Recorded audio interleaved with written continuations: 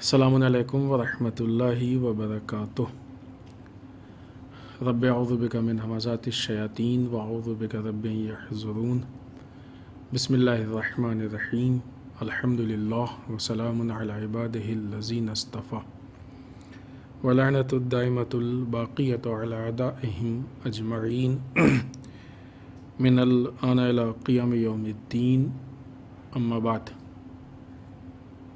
Social media پہ سلسلے وار گفتگو کا آغاز ہوا تھا، وہ آج اپنے چھٹے مرحلے میں ہے۔ اس سے پہلے کی گفتگو میں ہم نے سب سے پہلے اس اعتبار سے گفتگو کی تھی کہ سوشل میڈیا کے استعمال کے لیے کس طریقے سے ہم لوگ وقت کو مینیج کریں، اور پھر اس کے بعد اس چیز پہ گفتگو شروع ہوئی تھی کہ سوشل میڈیا کیسے استعمال کریں، یعنی کن چیزوں میں استعمال کریں، میٹر کے اعتبار سے بات شروع ہوئی تھی۔ بات اس جگہ پہ تھی کہ چوتھی گفتگو میں یہ بات ہوئی تھی کہ بعض اوقات بعض لوگ کچھ میٹر ہیں جن کو بہت جلدی بہت فاسٹ فارورڈ کرتے ہیں یا بہت جلدی اس پہ یقین کر لیتے ہیں۔ اس میٹر کے بارے میں بات کرنے کے لیے کہ جو فاسٹ میٹر جو ہے فارورڈ ہوتے ہیں یا بہت جلدی یقین کر لیا جاتا ہے، کچھ بیک گراؤنڈ ہم نے آپ کے اس خدمت میں پیش کیے تھے۔ مثلا جنگ نرم کیا ہے، کیسے ہوتا ہے، اور جنگ نرم خود ایک موضوع ہے کہ جس پہ مختلف لیکچرز یعنی مکمل لیکچرز ہوئے ہیں اور مختلف جگہوں پہ موجود ہیں۔ ہم نے یہاں پہ صرف اس کا تعارف کروایا ہے۔ پھر اس کے بعد جنگ نرم کا ایک بہت بڑا اسلحہ ہے سوشل میڈیا، ہم اپنے آپ کو اس سے جدا نہیں کر سکتے ہیں، بہرحال ہم اس کا شکار کہیں نہ کہیں سے ہیں ہی، لہٰذا ہم کو اپنے آپ کو اس کے لیے آمادہ کرنا ہوگا۔ پھر جو خرابیاں اور مشکلات ہیں، کہیں پلاننگ کے ساتھ ہوتی ہیں، کہیں بغیر پلاننگ کے ہوتی ہیں۔ اب اس طریقے سے جب ہمارے پاس یہ ساری چیزیں پہنچ جائیں گی اور ہم اس کو بہت فاسٹ فارورڈ کریں گے تو عین ممکن ہے کہ ہم جنگ نرم کا شکار ہو جائیں گے، ہم خرابیوں کا شکار ہو جائیں گے۔ لہٰذا اب بات پھر وہی اصل میٹر پہ پہنچے گی کہ وہ میٹر کیسے اور کیا ہیں کہ جن کو ہم کو فارورڈ کرنا چاہیے، فارورڈ نہیں کرنا چاہیے۔ لہٰذا میٹر سے متعلق بات شروع کرنے سے پہلے یہ چیز ذہن میں بٹھا لیں کہ اب تک کی بات سے جو چیز سمجھ میں آ رہی ہے کہ سوشل میڈیا پہ آنے والی ہر چیز، ہر میسیج، ہر پوسٹ، ہر بات ضروری نہیں کہ صحیح ہو۔ دوسری چیز یہ، اگر ہم کو ایسا لگ رہا ہے کہ صحیح ہے تب بھی ضروری نہیں کہ صحیح ہو،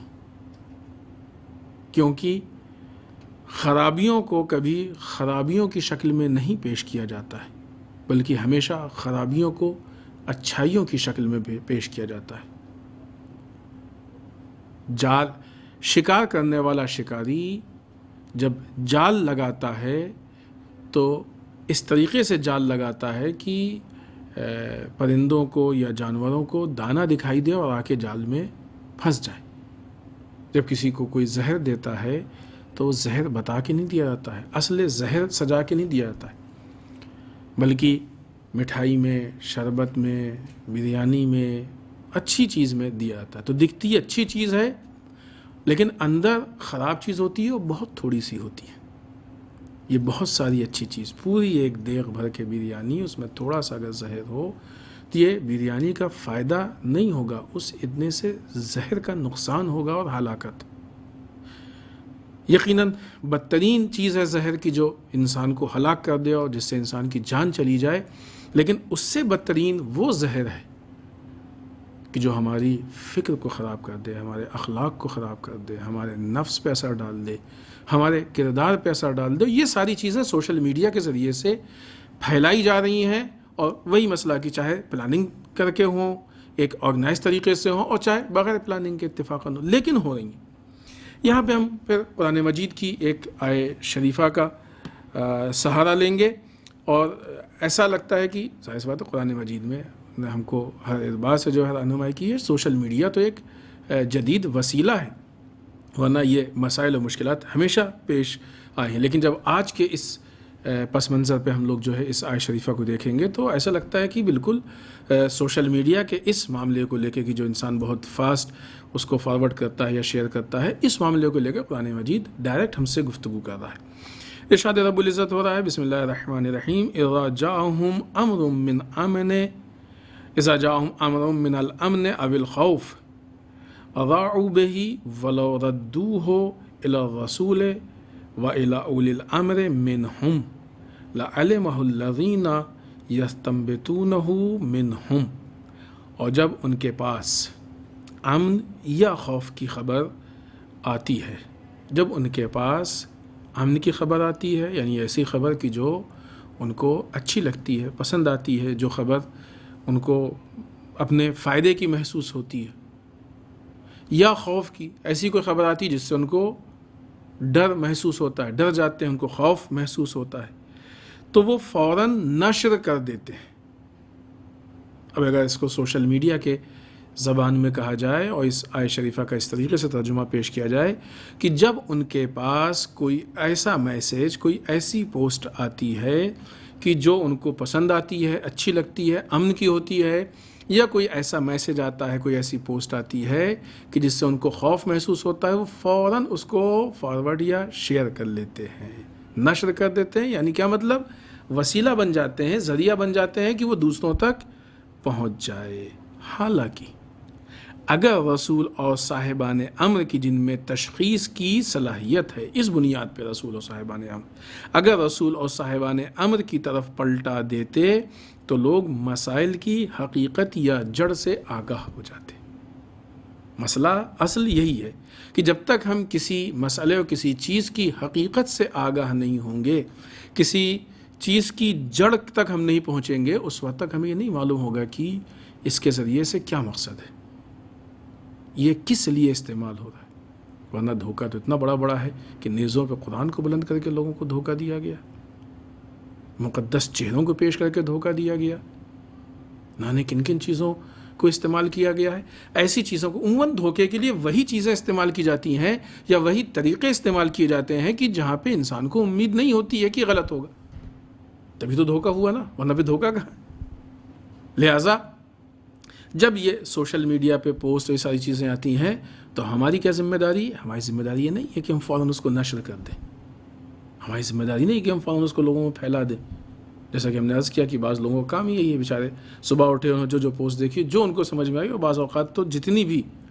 فٹافٹ سب کو انہوں نے جو ہے وہ دوسرے سارے جو بھی گروپس ہیں، یا اگر مثلا فیس بک وغیرہ ہے تو اس کو شیئر کیا یا جو ہے وہ ٹیگ کیا، جو بھی کیا، جتنا بھی جو بھی نشر کے معنی میں آئے گا، فارورڈ کے معنی میں جو بھی آئے گا، انہوں نے دوسروں تک پھیلا دیا۔ اب ظاہر سی بات ہے کہ دنیا میں ایسا نہیں ہے کہ مثلا صرف وہی لوگ ہیں، نہیں، جو لوگ ان چیزوں کو، ان مسائل کو، نزاکتوں کو، ابھی جب ہم مثال دیں گے تو وہ بہت ساری چیزیں پھر آپ کے سمجھ میں آئیں گی کہ کس طرح کی چیزیں ہیں کہ جن کے ذریعے سے یا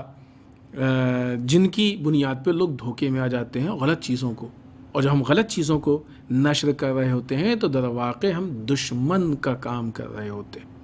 ہم ایک دشمن کے کارندے ہوتے ہیں، دشمن کے کارمند کام کرنے والے ہوتے ہیں، دشمن کے سپاہی ہوتے ہیں کہ جو اپنے ہی خلاف کام کر رہا ہے۔ ہم فری میں بیٹھ کے دشمن کے ایک امپلائی کی طریقے سے کام کرتے ہیں اور اس کی باتوں کو لوگوں تک پھیلاتے ہیں اگر وہ غلط ہوئی۔ اس وقت بھی قرآن مجید نے لوگوں کو متوجہ کرنے کی کوشش کی، جب بھی تمہارے پاس کوئی خبر آئے، امن کی ہو یا خوف کی ہو، تو فوراً اس کو نشر مت کرو۔ اللہ اور اس کو جو ہے رسول اور اولیاء کی طرف، صاحبان امر کی طرف، اس کو رسول اور صاحبان امر کی طرف پلٹاؤ تاکہ معلوم تو ہو کہ اس کی حقیقت کیا ہے۔ آج بھی اگر ہمارے پاس کوئی ایسی پوسٹ، ایسی چیز آتی ہے، تو جب تک ہم مطمئن نہ ہوں پوری طریقے سے، یا پھر ایسے لوگوں سے جا کے معلوم کریں جو اس کے بارے میں جانتے ہیں، جب وہ ان لوگوں سے جا کے ہم رابطہ کریں گے جو ان کے بارے میں جانتے ہیں، جو اس کے متخصص ہیں، اسپیشلسٹ ہیں، تب ہم کو معلوم ہوگا کہ حقیقت کیا ہے۔ اور بعض چیزوں کو ہم پیش کریں گے بنوانے مثال تو آپ کو سمجھ میں آئے گا، لیکن ظاہر سی بات ہے کہ یہاں پہ ساری باتیں نہیں ہو سکتی ہیں۔ مگر جب آپ یہ کام کریں گے تو آپ کے اندر دو چار پوسٹ پہ جب آپ کے سامنے تبصرہ آئے گا تو آپ کے اندر خود صلاحیت پیدا ہو جائے گی کہ آپ محسوس کر سکیں کہ مثلا کس طریقے سے دھوکہ ہوتا ہے۔ فی الحال ابتدا میں ایسا لگتا ہے کہ کیا پرابلم ہے، کیوں ایسا ہے، لیکن جب دو چار ایسی باتیں سامنے آئیں گی کہ جہاں پہ جو چھپا ہوا دھوکہ ہے وہ واضح کیا جائے گا، تو انسان کے اندر خود صلاحیت پیدا ہو جائے گی، جسے دوسرے الفاظ میں کہا جائے کہ خود بصیرت پیدا ہو جائے گی، اور پھر وہ اس طرح کے دھوکوں کو، ان طرح کی چیزوں کو محسوس کرنے لگے گا، اور خود اس کے اندر یہ صلاحیت ہوگی کہ وہ سمجھ جائے گا کہ اس پوسٹ میں کیا پرابلم ہے، اس کو ہم کو بڑھانا چاہیے کہ نہیں بڑھانا، فارورڈ کرنا چاہیے مثلاً کہ نہیں، یا نشر کرنا چاہیے کہ نہیں کرنا چاہیے۔ لہٰذا قرآن مجید کی اس آیت شریفہ کے اعتبار سے بھی، عقلاً بھی، حالات کو دیکھتے ہوئے بھی، جو پرابلمس سامنے آ رہی ہیں، ان ساری چیزوں کو دیکھتے ہوئے ہمیں اپنے اس جو تیزی سے ہم فارورڈ کرتے ہیں اور پھیلاتے ہیں اس پہ کنٹرول کرنا ہے۔ خاص کر کے مثلا جو آج کے زمانے میں اسٹیٹس کا زمانہ ہے، فٹافٹ اسٹیٹس پہ لگا دیا، ایک فخر سمجھتے ہیں کہ مثلا ہمارے اسٹیٹس میں اتنی جلدی تبدیلی ہو رہی ہے، یہ ہو رہا ہے، وہ ہو رہا ہے، اتنے سارے پوسٹ ہم شیئر کرتے ہیں، اتنے سارے پوسٹ ہم ٹیگ کرتے ہیں، اتنے سارے پوسٹ ڈالتے ہیں، اتنے سارے ایکٹیو ممبر ہیں۔ بعض اوقات تشویق کی جاتی ہے کہ مثلا فلاں صاحب ہمارے گروپ کے ایکٹیو ممبر ہیں، بہت زیادہ پوسٹ ڈالتے ہیں۔ ایکٹیو ممبر ہونا اور بہت زیادہ پوسٹ ڈالنا کمال نہیں ہے، صحیح پوسٹ ڈالنا، صحیح بات، صحیح میسج پہنچانا، یہ کمال ہے۔ لہٰذا وہ کام بغیر تحقیق کے نہیں ہو سکتا۔ انشاءاللہ آج کا وقت ختم ہو چکا ہے، آگے کی گفتگو سے ہم وہ مثالیں آپ کے سامنے باز پیش کریں گے کہ پرابلمس والے میسج کیسے ہوتے ہیں اور کون کون سے ہوتے ہیں۔ والسلام علیکم ورحمۃ اللہ وبرکاتہ۔